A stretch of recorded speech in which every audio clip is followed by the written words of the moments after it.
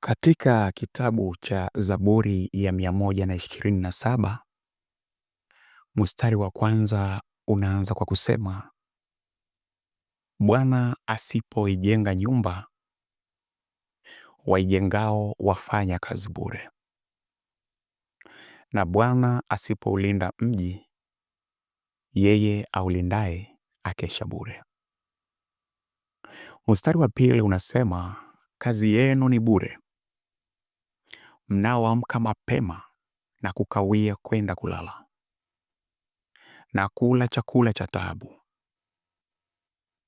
Yeye humpa mpenzi wake usingizi. Tazama, wana ndio urithi wa Bwana, uzao wa tumbo ni dhahabu. Mpendwa mfuatiliaji wa chaneli yetu hii ya Mungu Tumaini,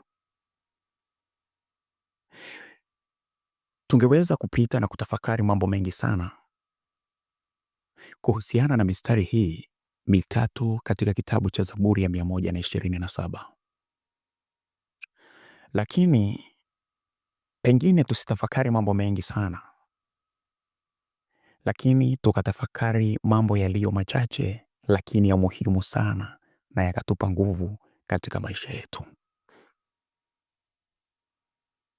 Ni mara nyingi sana tunajitahidi sana katika kufanya mambo mengi sana, lakini kuna wakati tunasahau kabisa hata kumtanguliza Mungu katika mambo yetu. Na kwa kufanya hivi ndipo sasa Mungu anasema kwamba ikiwa yeye siye aliyejenga nyumba, basi unapoijenga nyumba hiyo unafanya kazi bure. Lolote unalolifanya ikiwa unalifanya lakini hujamtanguliza Mungu na Mungu akafanya na wewe ukafanya kama wakala tu, Biblia inasema kwamba hilo unalolifanya ni kazi bure. Unaweza ukasema ukajilinda kwa namna nyingi sana, ukasema nailinda biashara yangu, nalinda watoto wangu, nalinda hiki na hiki, nalinda mali zangu na kadhalika na kadhalika. Ukatumia njia nyingi sana kwenda huku na kule kuleta waganga, ukapita huku na kule ukaleta walinzi kutoka kampuni kubwa sana za ulinzi, ukafanya kila kitu katika kuhakikisha kwamba unaweka ulinzi katika mambo yako, na ukasahau kumtanguliza Bwana.